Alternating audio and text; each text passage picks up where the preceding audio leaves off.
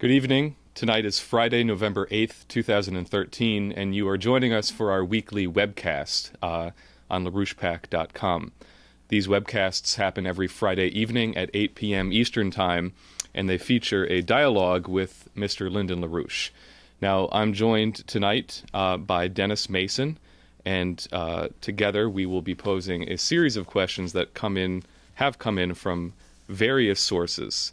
And Mr. LaRouche will be given an opportunity to respond to these. Now, Lynn, I'm going to begin with a question that's come in from an institutional contact based in Washington, D.C.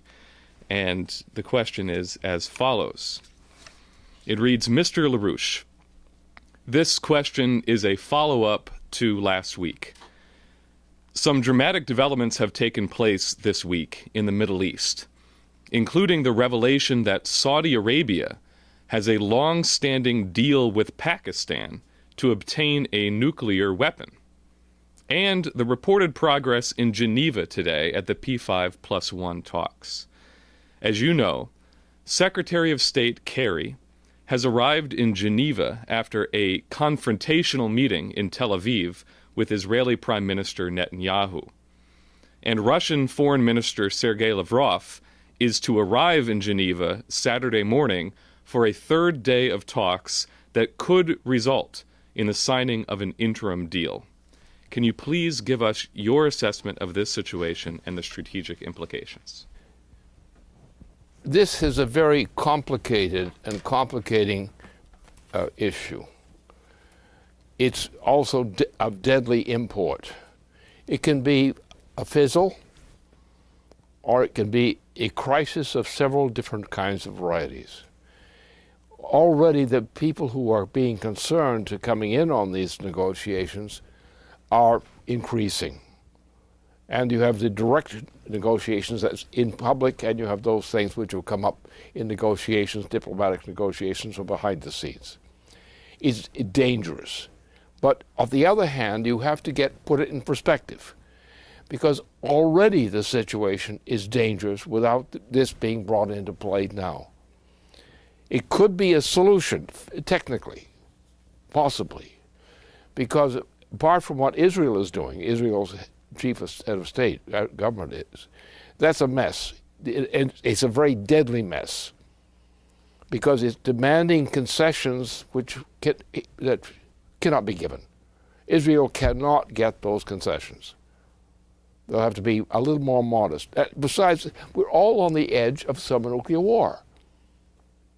Therefore, these bringing out some little petty issue, like Obama's, problems and so forth, is really not too important right now, because we've reached the point that we're on the verge of a, August, Guns of August situation.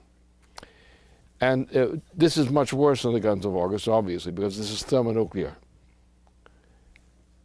Everybody's involved, directly or indirectly. On the other side, this comes as a possibly opportune occasion, because we're already on the danger of a war between Pakistan and India. That's already on the desk. And therefore, anything to clear the air and settle some of these things would be quite useful, and maybe take thermonuclear war off the desk at the same time. But I'm not going to bother being worried. The time for being worried is past. The time for taking action to prevent what could happen is now. You just think of the nations involved. The United States is obviously heavily involved in this thing, not only through the Secretary of State, but through other channels. And I'm not sure that Obama agrees with what the Secretary of State is trying to do. So this is a deadly, serious situation which can explode into thermonuclear war. And the intervention with Pakistan against India, that is the one that may set the whole thing off. Just think of the nations which are on the pivot right now. You have this could go into thermonuclear war, global thermonuclear war. And on the other hand, if they start to give in to this poor Israeli idiot who's making a mess of everything out of his own nasty little nastiness, And he could be the spark plug which actually sets this thing in motion. Because obviously, what's going on in the area, the issues are so tight. We're on the verge that if any real crisis occurs, it could turn into a thermonuclear crisis, thermonuclear confrontation. And a thermonuclear confrontation now is almost certain, because when you take China's involved, India's involved, Russia's involved, and then a lot of people in the United States is heavily involved. We could be in a thermonuclear war. I'm not saying that we will be in a thermonuclear war. All the preconditions for it are there. And the lack of any clear indication of a way in which a negotiation could be pulled off. Obviously, what is being demanded by Israel is insane. He's just being a provocateur. There's nothing good in his argument.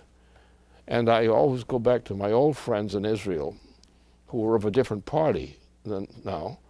And they were, they'd gone through a period of wars and they finally came to the view, hey, we're nuts. What are we fighting these guys for? What we need is peace. We need to build up our economy. And I came into contact with them again. I had been in contact with them just before. Some people went to Israel and asked me to do something for them. So I did. It didn't amount to much. But then later, in the later period, it got serious because I was quite seriously involved with the Israelis on that other party side. And they were looking for the right thing.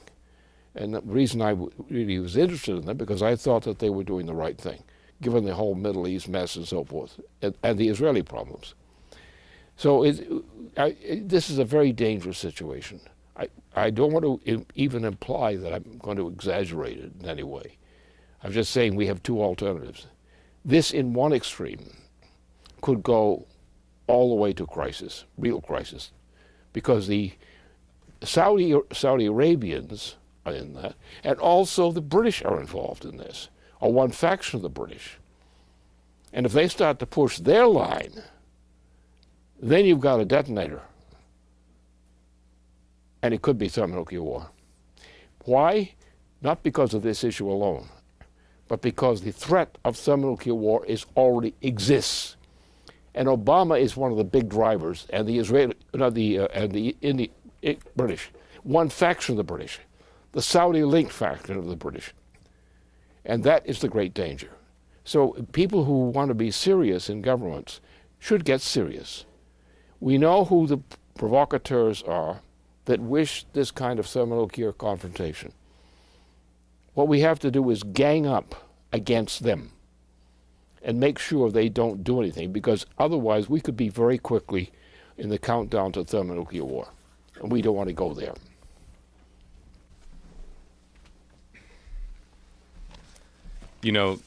John F. Kennedy, in a speech he gave to the United Nations 50 years ago,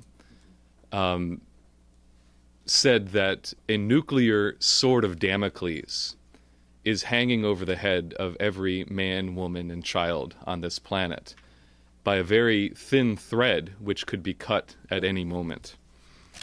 And we're certainly at the point where that thread could be cut. Let me just elaborate on some of the developments from this past week. As people saw, at the end of last week, there were articles published by the Chinese press, which were then picked up and amplified in the U.S. press, the Washington Times, where China went public for the first time concerning their strategic nuclear submarine fleet. The articles included detailed graphics that showed that with the strategic fleet that the Chinese have, they can reach any city on the west coast of the United States with radiation going all the way into the Midwest, and then couple that with the land forces, the ICBMs, which could be launched across the North Pole to hit cities on the East Coast. Now, the Chinese made very clear that they weren't announcing this for any other reason then that this option would only be considered as a counterattack strategy. People's Daily quoted a top military expert from China who said, only if our opponents use nuclear weapons to attack us will we use nuclear weapons to attack them. But clearly, this is a stark indication of the fact that China clearly comprehends that the nature of the threat is directed against them. Obama's so-called air-sea battle program and all the rest. This announcement from China came at the same time that President Putin ordered his fourth no-notice snap exercise of Russia's air and missile defense systems, the fourth this year, where 2 ICBMs and 2 submarine-launched missiles were live fired during the exercise, in addition to 15 other defensive missiles, which Putin himself oversaw the exercise. And of course, now we've got the story from Saudi Arabia, the Saudis possessing de facto control over a portion of the nuclear arsenal of Pakistan. Now, what you said earlier this week on Monday was that we're at the point now where the mechanisms for peace are breaking down. The usual relationship between leading powers of the planet are in a phase of breakdown. And this is both with the impending collapse of the financial system in the transatlantic countries and with this breakdown of what you called the so-called mechanisms for peace. And this is what's setting us on the trend towards thermonuclear war. What else you said was that it was only through the immediate removal of this president from office for constitutional cause, impeachment, that we could bring this process to a halt.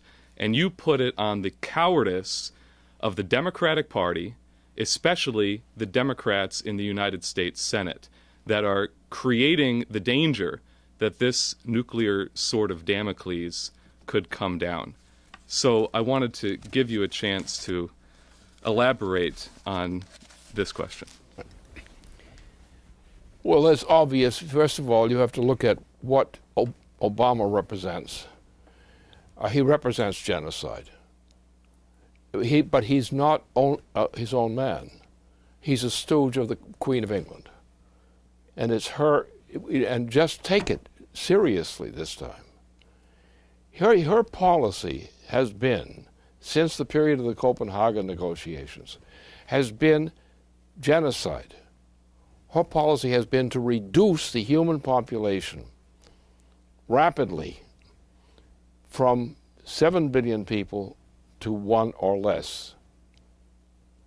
That policy is now being carried out in the food supply in the United States. That is the policy that is being carried out by the president in his other policies, economic policies. This president is already committed to genocide against people, a large mass of the people of the United States. And he goes further. Now, you've come to one of those impossible situations. Either the Senate goes ahead and tells them to cut that crap out, stop it, because that's going to lead to genocide. But the problem is that some of our members of the Congress, the Senate in particular, are so cowardly or so foolish or so stupid that they fail to recognize what the significance of this situation is. I know some of these people. I know of them otherwise. And it's impossible. Our former president, who was once a good man, is now gone apparently crazy. He's no sense of reality whatsoever, because he's trying to compromise with compromises and compromises. And this is not a good idea under these kinds of circumstances. So the time has come that we have to have a change in the policy of the United States government. The removal of President Obama is feasible on 2 grounds. First of all, he deserves to be thrown out rapidly and without question. And secondly, he's not fit to be president. And therefore, he should be removed from office.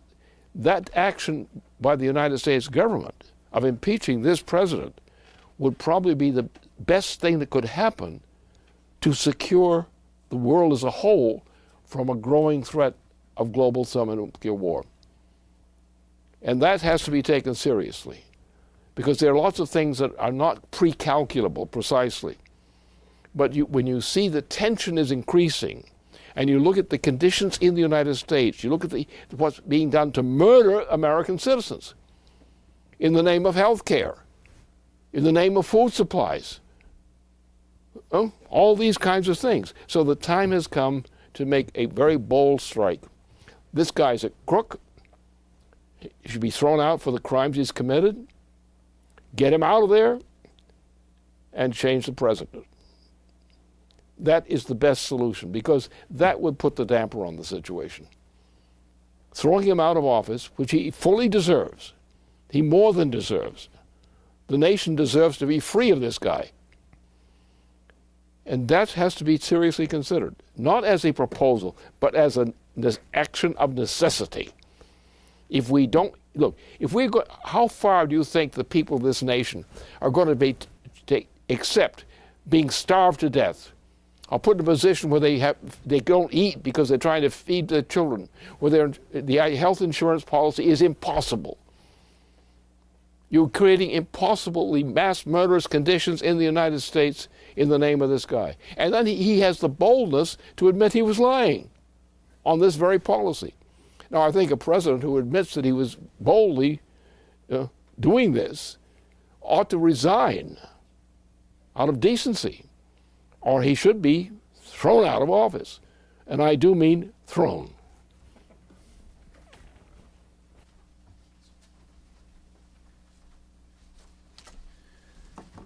Okay, I actually have a question on the food situation and the potential of civil strife. With the cuts to the food stamp program, or SNAP, what you had said earlier in the year is becoming very stark. You had said that without a change, people would be facing starvation within the territory of the United States, and that is now happening. And this affects not only the abject poor, but many families in what remains of the middle class rely on these programs, whether it be food stamps, reduced cost and free school lunches, food pantries. They rely on these in order to make ends meet and provide adequate nutrition for their children, and then, if there's enough left over, for themselves. One report has it that 1 in every 7 Americans make use of the SNAP program. Now, even without the cuts to the food programs, the fact of the matter is, as far as food production is concerned, we no longer have the capability to sustain ourselves as a nation. And if we continue in this direction, we will irretrievably lose that capacity. Now, along these lines, there have been reports of a possible civil strife in the making, with reports coming in that the Department of Homeland Security has been preparing for this kind of thing, with billions of bullets purchased. There was a report of a town in Minnesota where there's more chemical suits at the depot than there are citizens to wear them. There are these kinds of anecdotes. But in any event, the reality on the ground is that come the end of the month, when things are the tightest, when needy families visit the food pantries, the food will simply not be there. And people involved in coordinating these food banks are very worried about that. And when you look at the beginning of what came to be called the Arab Spring, when you look at Egypt, the catalyst was primarily food. It was youth unemployment. It was the clouding over of hope in the future. Now, these conditions are here in the United States right now. In our organizing around the nation, we find that there's a lot of anger in the streets. So can you address this potential for an explosion among the people of the United States? Well, don't worry about the people of the United States, because the people of the United States will be affected by this in any case. So it's not just the United States. We're in a situation. Look at the decline in food supplies in the United States and other parts of the world. Look at it. Don't worry about the case of the United States. We don't have to argue that. People are being killed all over the world. Especially, look, the basic killing was concentrated in Europe and also in the United States, with less impact in the United States so far, but in Europe very strongly. In Italy, it's worse than it is in France. And it's worse than, both are worse than in the case of Germany. Now, the only reason Germany is in less bad straits than France and other countries in Europe is because the German economy has always been based on being an export economy. Now, why does it have to be an export economy? Why do they do that? They've done it ever since Bismarck. That's been the German policy. Why? Well, because they were being blockaded by the British and the French. And therefore, what happened is they had to produce enough food or control enough food and goods and produce enough goods to the fact that they were faced constantly with blockades of one kind or another. So that's what's happened now. Germany is still being attacked from the United States and elsewhere on the accusation that they're getting too much back. But Germany has always known that it had to overproduce its own domestic needs in order to secure its position. And that's a long-standing German policy. And it's not a sneaky policy at all. It's a very simple one. They know that their neighbors will try to destroy them, usually through British influence. And the way they got rid of this problem for a while was they kicked Bismarck out of office. And Bismarck's going out of office led quickly to the assassination of the French president, and to the starting of a war, a world war. And this led immediately, in short term after Bismarck was kicked out of office, which was ordered by the British. And this led very quickly to a chain reaction, which became known as World War I. But there were some intermediate developments, like the wars in Asia, which were, this was part of it, the Japan War. It was all part of the same thing. And so that's the policy nature of the matter. Now, therefore, we have to understand that the British Empire has not gone away. What it represents has not gone away. The British Empire includes Saudi Arabia. Saudi Arabia is the most criminal state nation in the world as a whole. But it's a stooge for the British. And Saudi Arabia is simply a stooge of the British. They're the ones who ran 9/11, and we had the Bush family, presidents. They're criminals. They did it. They set it up, and they covered it up. They put the rule in that you can't disclose where the weapons came from for 9/11. We know where they came from. There's no secret. It came from the Anglo-Dutch organization and the Saudis. The organization is known, the personalities are known, the leaders who did this to the United States, and we had the Bush family acted under law to cover that up. The Bush family acted under law to keep a secret of what 9/11 had been. But the evidence is already known. 9/11 was done by the Saudis in collaboration with the British monarchy. That's a fact. And you've got these guys running around saying, no, that's not true because we didn't allow that information to be given. So this is the kind of situation we really have to put in focus, because it's not this thing or it's not that thing. This is global. This is global. It's a war which the Queen of England has declared repeatedly to reduce the human population rapidly from 7 billion people to 1 or less. That is the policy of the British monarchy and the policy of the Saudi kingdom, among some others. That's the truth. So therefore, everybody in the United States who's in government has access, that is into the federal government, has access to leakage of this fact, of this set of facts. But the problem is many of our senators and others are stinking cowards. They will not tell the truth. even when the existence of the United States is in jeopardy, like all those people who are sitting there and not doing anything about these crimes against humanity, against the United States. That's the way you have to look at it. So you say, what do we got out there? Are gutless wonders? Are they all bought off? Are they all simply crooks?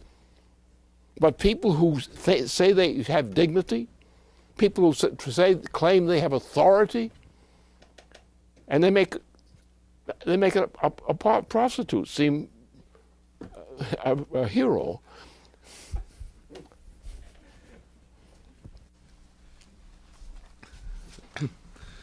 Okay, this next question is actually from a fairly high-level bank regulator from Austria. Comes via Harley Schlanger. This is the question. Harley says, I spoke with a contact who is a bank regulator in Austria, who is very concerned about the EU single resolution mechanism. He read Leandra Bernstein's report on the bail-in, Dodd-Frank kills, which he first dismissed, saying Cyprus is a special case. However, he just returned from meetings in Frankfurt and said that he can see that they are serious about the single resolution mechanism, and it worries him greatly.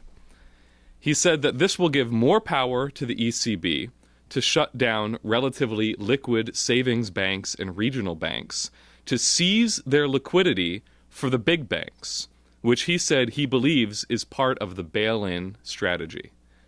The problem for the big banks, he said, is not illiquidity. They are liquid to the point of hyperinflation, thanks to the ECB bailouts, but insolvency. This is causing much more discussion about Glass-Steagall among the relevant circles in Austria, but he said that he doesn't see how a nation in the European Union, such as Austria, would be allowed to implement Glass-Steagall. And he asks you if you have any suggestions for them. Well, it's come right now. It comes around and hits you in the back of the head when you're trying to avoid it in front. And that's what the situation is. They have no way of escaping this. They cannot continue to exist if they tolerate this. That's the point. If they shut the thing you're in already in the world, you're in a degree of hyperinflation, which reminds you of 1933 Germany. And that's the condition out there. These guys are all bankrupt, really. But they're pretending that they're not. Now, obviously, this is going to come to a breakdown point. It could happen easily this year, still. And it's been on the edge of that.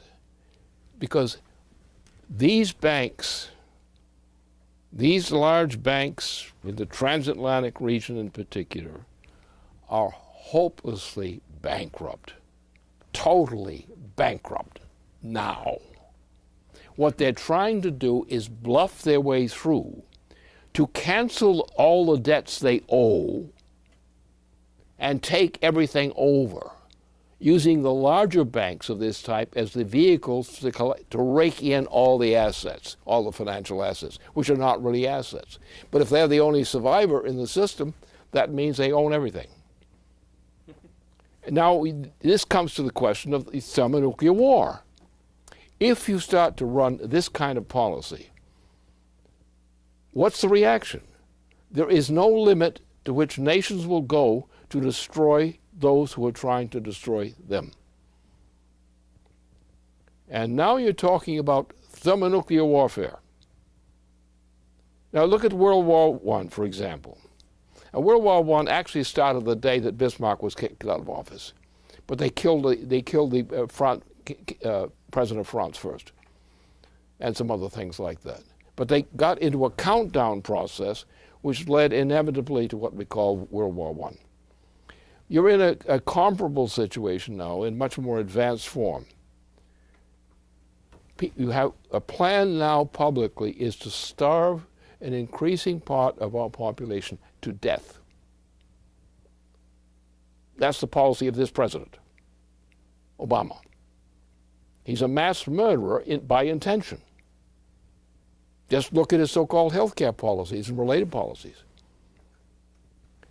But you find you don't have people in government who in total have the guts to do anything about it. And the whole world is in that situation, that kind of tension. The world is at the breaking point. And what happens in this particular negotiation, which is now ongoing this weekend, is simply a typification of how this can blow. Because you already have the Saudis have set up Pakistan for a nuclear attack on India. What are you going to do about that? That's how far it's gone. But what people try to cheat you and fool you by raising this issue and tell you how that can be fixed, that issue and how that can be fixed, and so forth and so on. We've now run out of those kinds of options. We're on a tension point where we can either make a radical change in the situation or go into thermonuclear war. And if you look at the way, World War I actually broke out, the guns of August, that was not supposed to happen according to the mythology. The same thing happened with Hitler. It wasn't supposed to happen under Hitler. He was supposed to be the good guy, right? And all the British bankers told us that. So it's this kind of deception which poor stupid people take in, allow themselves to be confused and almost lost of their own very brains. And then they find themselves in the jug. They find themselves in the hold. And we're in that situation. Either we are going to have a radical change of the type I would approve of soon, and very soon, or we're going to go to hell. That's what it amounts to. And you're seeing that with the negotiations now on what we're getting in the Middle East now. That hot pot. We're on the edge of a potential breakout of general warfare under thermonuclear conditions. And when you get to this level, you don't have any more leeway for negotiations. You have to do something to change this situation suddenly, which means you're going to bankrupt a lot of things that don't need any money anyway, or don't deserve it if they needed it.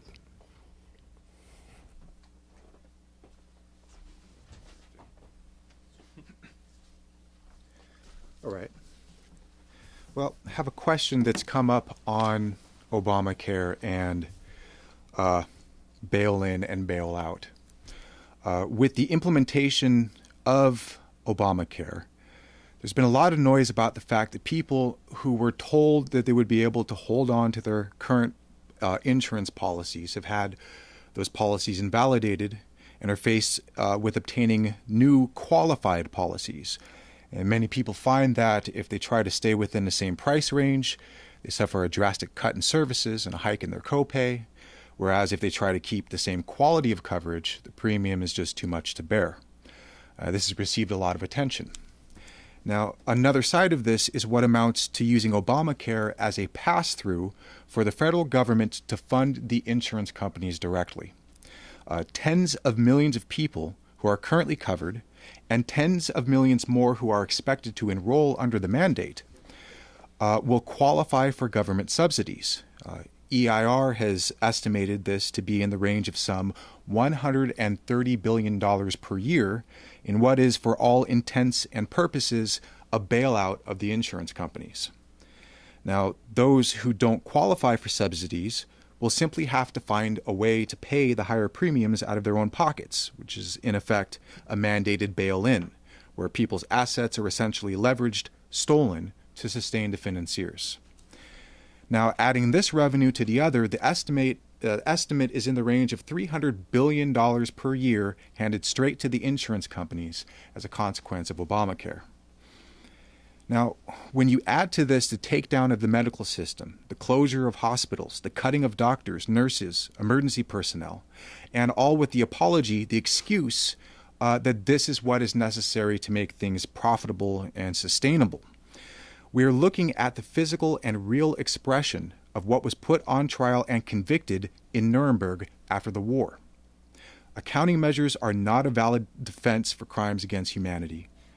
When the defendants tried to hide behind the mask of policy, the verdict came down saying known or should have known. Merely carrying out orders or merely implementing a policy as coming down from above does not absolve you of morality or of criminality. But these are effects. The cutting of the care is an effect. The bail-in, the bail-out looting, that's an effect. Dealing with the effects without dealing with the intention is like trying to attack the rattle of a rattlesnake. So the question for you is how to most effectively go after the root of the problem. It's a rather simple thing, but it takes a few words to get it put across. There is no reason that we have to bail out and subsidize any of these financial institutions which are engaged in this policy. If these banks go bankrupt, if they're not savings banks, or if they're not regular banks, if they're speculative banks, there's no need in the world to give them anything. Bankrupt them. Put them out of business. We don't need them. Now, we do need some other kinds of banks, which we have samples of those, which are normal banks, U.S. banks under usual practices. Now, those institutions, which are essentially savings bank or something in related kinds of things, financing of projects, particular projects and so forth, that's what we need. We do not need any of these Wall Street banks. The sooner they die or are wiped out, the better. Because the minute you throw them out, because all you have to do is take them in and do a historical study. Okay, we want to talk to you about your banks. We want to know what your assets really are. Did you just simply roll over at an inflationary rate what you had not been able to pay for beforehand and demand more money? No, we look at your books and we don't find any balance there that warrants you're not being put into bankruptcy. Well, we're going to be merciful. We're going to bankrupt you. And what we're going to do is the federal government is going to go with a credit system, a national credit system. And the national credit system will go back to the regular kind of banking we used to have under Franklin Roosevelt and that sort of thing. And that's how we will make it. But first of all, the real thing in this, the problem with the United States is we don't produce much of anything. Our production facilities are closed. They are not productive. So why are they getting all this money when they are not productive? Their argument are that they're productive, but there's no evidence to show that they were. So obviously there's a fraud there, isn't there? So therefore it's up to the federal government to have a national bankruptcy reorganization process. Because we've got to save the nation and we've got to save the people. The speculators, we don't care what happens to them. We've had so much speculation by the speculators that it's more than up to everything we want to tolerate. If they all go bankrupt tomorrow morning, let them go bankrupt. They deserve it. Because we're going to save the nation, we're going to save the people who are decent people, who are engaged in legitimate investments, not these crooked ones. Wall Street should be closed down. The best thing to do is just shut Wall Street down totally, because you can prove the fraud that they've perpetrated sufficiently to shut them down. You just have a government with the guts to do it. And that's my solution, because I've got a bunch of people out there, Americans in particular. They're starving. They're being starved by this government. Children are being starved by this government. Adults are being crushed in great numbers, and it will increase the level at which are taken into this house. We have to save this nation, these people. That's our duty. And if they don't do that, they're not patriots. If they don't accept that, they're not patriots. And because they're not patriots, they must be thieves.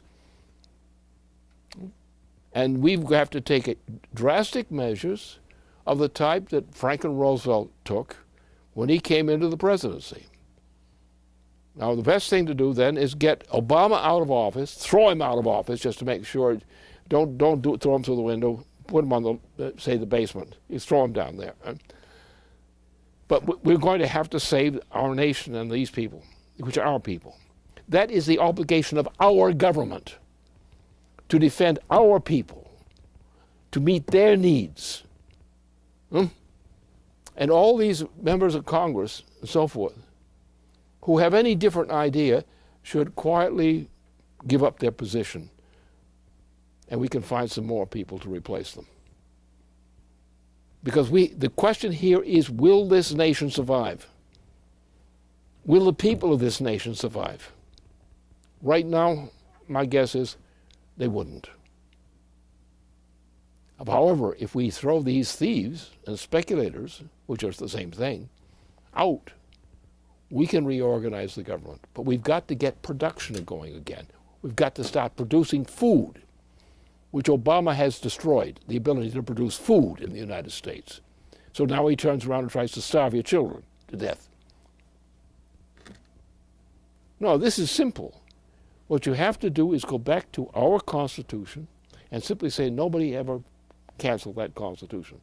They thought they did, but under our law, they didn't.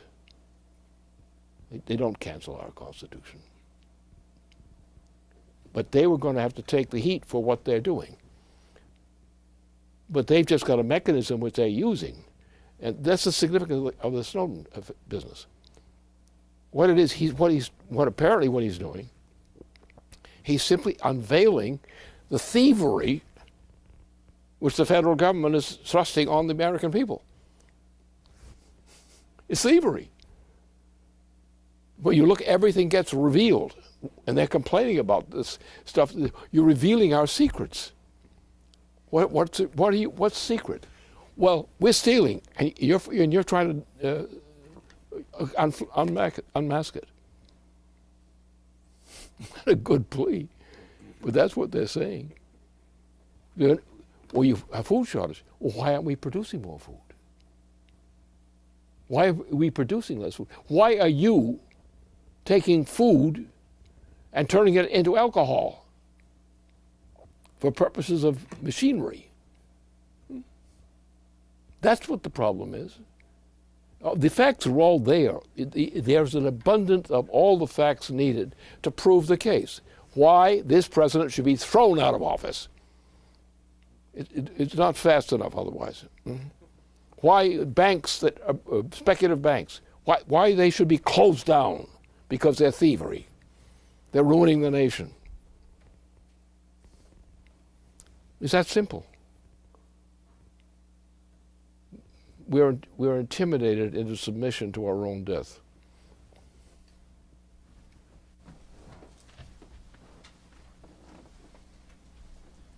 All right. I have a question on guts, intimidation, and the institution of the presidency. This week, you have emphasized, as we've moved into the anniversary of the assassination of President John F. Kennedy, that the focus must not be on the event per se, that he was killed, but the why of it, why he was killed, why it wasn't prevented, why the only presidents of the United States who have been killed in office were the ones carrying out the good of the nation in residence with the principles of the Constitution, while the scum and the riffraff flowed on through the executive office unmolested. Why we, the people, allow that. Now, as concerns President Kennedy, after the Cuban Missiles Crisis had resolved in our favor, he privately joked to his brother Bobby that that night might be a good night to go to the theater. The reference being the Ford Theater, where Lincoln met with the end of his life. Now, despite that prescience, President Kennedy was assassinated in the open, in broad daylight. Now, in a discussion last night, you pointed out that under his administration, the United States had reestablished sovereignty. However more or less conscious this was to the people of the United States, whether it be on the campuses to the high seats of government. That was a fact. And you also emphasized that the nature of empire and the nature of oligarchy is to crush sovereignty whenever it begins to flourish. Now, if we in the United States today act effectively to deal with the crisis, it's going to require the reassertion of our national sovereignty, the restoration of Glass-Steagall, the launching of a national mission in the form of a nuclear Nawapa 21, the genuine pursuit of thermonuclear fusion power on the schedule of a decade. All of these are possible. In fact, we won't get out of the crisis without them. All of them rely on exerting national sovereignty in the interests of the people of the United States.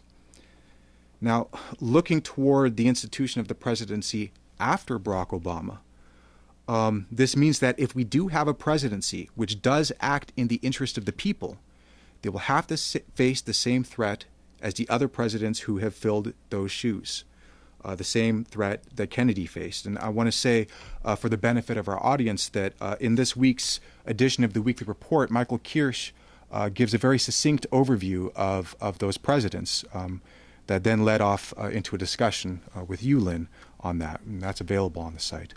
The question for you is, if we are able to put a real American presidency into place, given that any real American presidency which has been effective in as far as they've recognized and consciously fought against empire and oligarchy, what do we need to have at the forefront to keep that presidency alive, intact, and effective? The problem is that we're not doing what we should be doing. The facts of this history are all available to us, the essential facts, enough to make the pattern clear. Now, what's happened?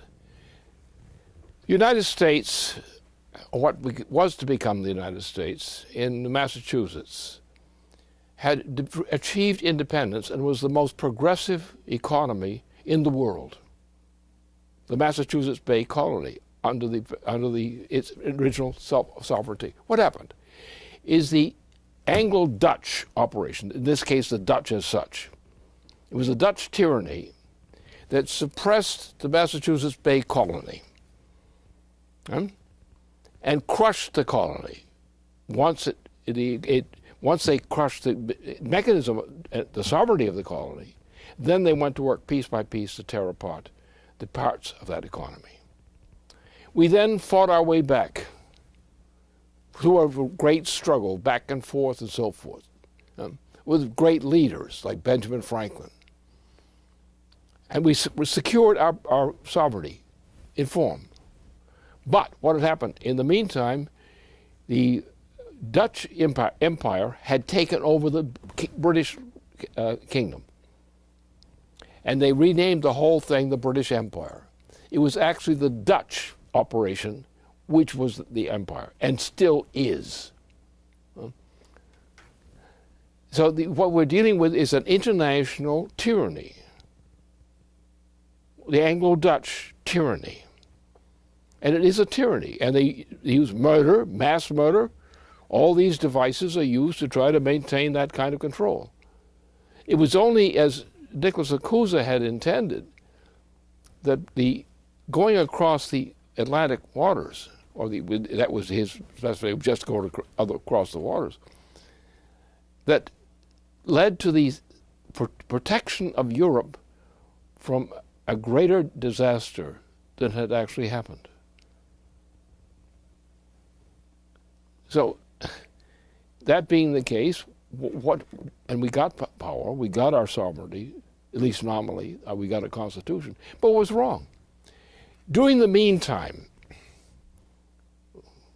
what had happened is that from the beginning of the 18th century, the Anglo-Dutch system of imperialism, which was moving in on India, for example, places like that, created a great amount of synthetic wealth for itself and began to parasitize on the world. And what happened in particular in North America, especially in the second half of that period,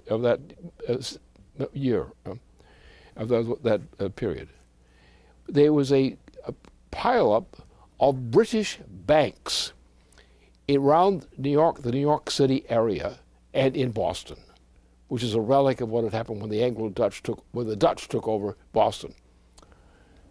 So therefore, whole thing was a theft, a fraud, in which the power of an empire, the empire that had just conquered India and other parts of the world, that was raping Africa and all such things, moved in and claimed its rights. And they would tell us that we Americans owed them debts. Why? What were the debts for? It was for the big banking interests, the Anglo-Dutch banking interests in Europe. They had established a grip to loot the people of the United States. Then they brought in Aaron Burr again, who was a real swine. He was a mass murderer. He was actually a British agent. But we had some damn fools who were presidents even, and they didn't pay any attention to that fact, that this was a looting operation.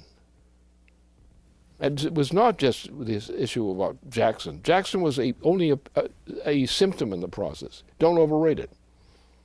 The point was to crush, and the means of the crushing was to use the international banking system to crush the U.S. economy. That's how it was done. To loot the banks of in the United States, to destroy them, and then to turn around and loot the United States. That's what happened. And we continued to be looted up to the time of the Civil War. But then what happened? As usual, the President of the United States was assassinated. Under British direction. It came from London, our enemy. And you look at the list of presidents who were assassinated.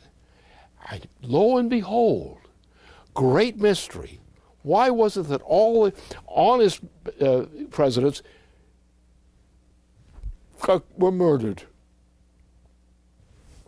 You go to the list of the murdered presidents. The murdered presidents were all murdered under the direction of the British monarchy and that system. Why don't we wake up? Why don't we wake up to truth?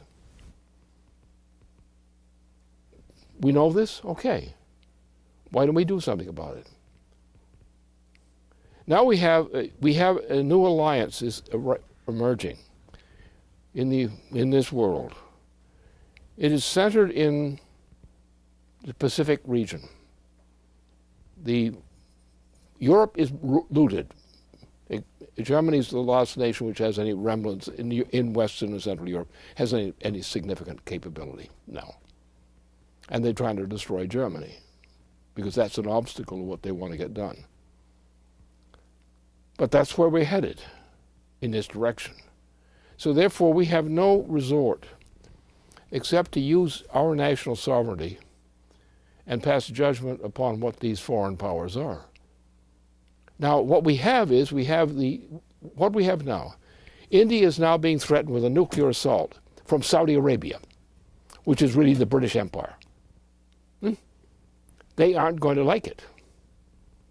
They are a nuclear power. China is a nuclear power, as is demonstrated. Russia still has a nuclear power element in it. What's going to happen now? You're now going to try to crush these nations, national groups, which are still viable, where the United States is no longer viable economically? That's what you're up against. Therefore, what we have to do now, by hook or by crook, as they say, we have to throw this system out. We have to foreclose on all these swindling banks. Look at the banks in Germany of question are swindlers. It's a complete fraud. It's been gone through. It's a complete fraud. Most of France was running a fraud. Now France is bankrupt too, because it frauded itself into destitute or something. So we have to start on the question of the consciousness of what reality is. If we don't understand and accept certain guidelines, you lose. Your case is hopeless. Either you fight these guys, either these nations fight against them, or you're all dead, as good as dead. Are you going to live? Do you have the guts to live? Do you have a sense of immortality? A sense that your life may terminate, but what's important is what your life has done for your successors? You don't have that kind of guts anymore in people. And they don't have even an idea of what they could be, what they could do. Looking at this in that frame of reference is the only way that you can ever come to an understanding of what you must now do. As many people before us and nations and parts of the world have done to try to save civilization. We too are called upon to save civilization and to save our own republic. If we have the guts to do that, that's good. But if you don't have the guts, what are you going to do? You're going to connive. You're going to try to make wheels and deals. You're going to connive. And what will that get you? The same thing has gotten you during most of the period since the assassination of John F. Kennedy. You've got nothing. Everything has been worse since John F. Kennedy was murdered. Everything is worse. There has been no progress in net in the U.S. economy since John F. Kennedy was assassinated. That's a fact. Then how do you suppose they beat us? With our own cowardice.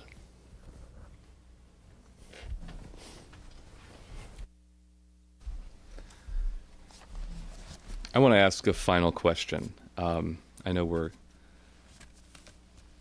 going on the verge of an hour here, but I think this is an important issue to raise, and it's fascinating for me. I had a discussion with Ben Deniston earlier today, and that's sort of where this question came from. It's based off of a recent study that was just published, which proposes that the risk of city killer asteroids, collisions with these city killer asteroids of the type that exploded over Chelyabinsk, is much higher than was previously believed.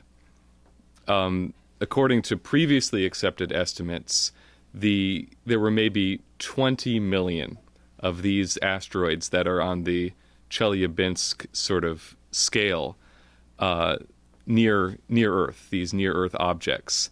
Now those estimates have been increased to anywhere between 60 to 200 million of these magnitude of near-Earth objects. So that means that scientists' previously accepted estimates of the frequency of these city killer asteroids hitting Earth may have been off by an entire order of magnitude too low. And that would mean that the actual rates of hit would be an order of magnitude greater than previously thought. Now, this is not a definitive study, but what's very interesting is that this is a study which has been pursued according to a new method by an international group of scientists since the Chelyabinsk impact. Whereas previous studies of this type estimated the number of asteroids by taking a visual telescopic survey of what we could see in near-Earth space. Alternatively, another method was to take a average of the count of visible lunar impacts on the surface of the moon, and then average that out over time. This study is based on infrasound data, which was accumulated by the military over the past recent decades as part of a program to track missile launches and nuclear tests in the atmosphere. So based on this data, the frequency of Chelyabinsk-type objects impacting our atmosphere is far more frequent than had previously been only visually observed. So I think that this is fascinating in multiple ways. First of all, it indicates the insufficiency of relying on a single type of instrumentation. to give a mapping of these type of phenomena. Secondly, it presents an anomaly which the authors of the study say is increasingly suggestive of a non-equilibrium in the impactor flux of near-Earth asteroids. In other words, maybe this sampling, which was taken over just the past recent decades, is actually higher than the average impacts in the past. Maybe it is actually different in this bandwidth of time. So, if that's true, the question is, why would that be? And there are other indications of evidence of the existence of these types of anomalous increases in history, too. A scientist which is well known, Don Yeomans, who's one of the leading near-Earth object experts at JPL, said that there's strong evidence from the historical record to suggest that there was a significant increase in meteorite collisions in the years 1840 to 1880, above what was the average otherwise. And this data, which was noted at the time by contemporary scientists in the 19th century, 1840 to 1880, this data is confirmed by two completely different separate sets of data, one from Chinese astronomers and one from European astronomers from that time. So Yeomans asked the question, could there have been a change in the meteorite fall flux rate, actually? So the question that comes from all of this is, if indeed there are periodic anomalies of this type, would that not indicate a more organized dynamic structure of these asteroids than what's commonly assumed as just gas theory statistics? Wow. Could this type of flux frequency anomaly, the fact that there's more that come in at a certain period of time than just an average, could this be used to uncover a more organized process happening in intersolar space? And is this the type of understanding that would allow us to exert mass control over these objects as a process, as opposed to trying to just control each individual asteroid one by one? And then obviously the question that follows from there is, what gives mankind as a species the ability to exert this type of efficient, effective, creative control over such a huge volume of space? And what does that say about what the human species is? It can mean a lot of things, a lot of different things, options. It can be a combination of things as well. The question is there a voluntary characteristic to this thing? Can you find a characteristic which is uniquely voluntary, where all other kinds of things cannot be attributed to this?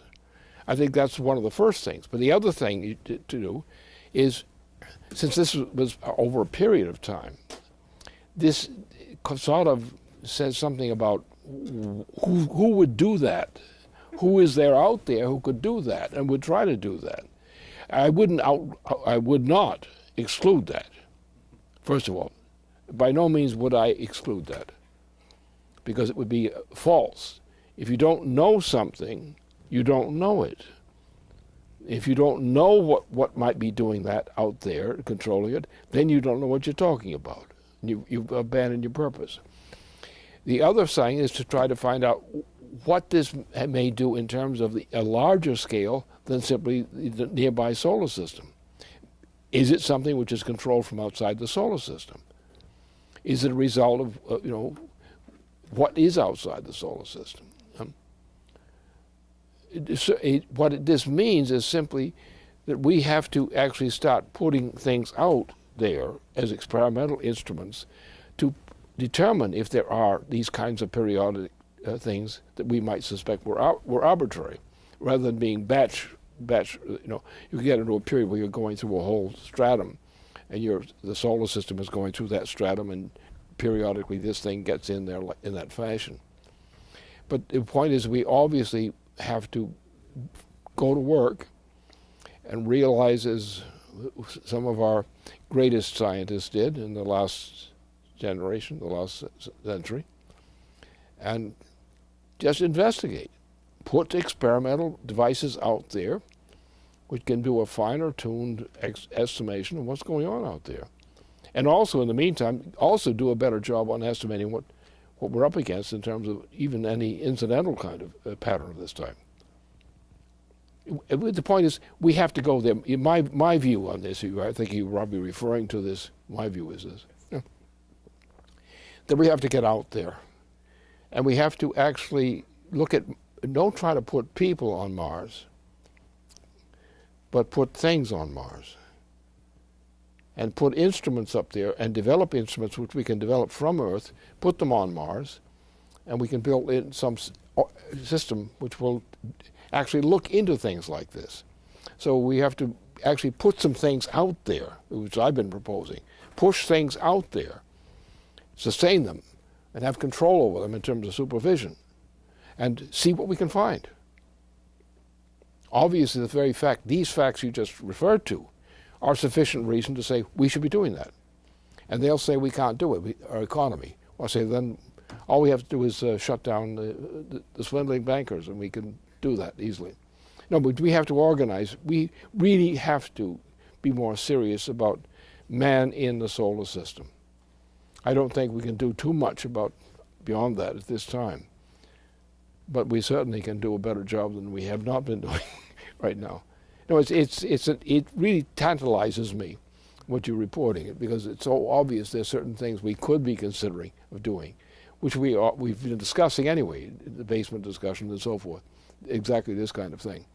Yeah, it's a tempting subject matter. I thought it would be. So with that, I'm going to bring a conclusion to our broadcast tonight. And I want to thank Lynn a lot for joining us. And I want to thank our whole team here, Dennis, our production team, and everybody who was watching. So that brings a conclusion. Good night and stay tuned.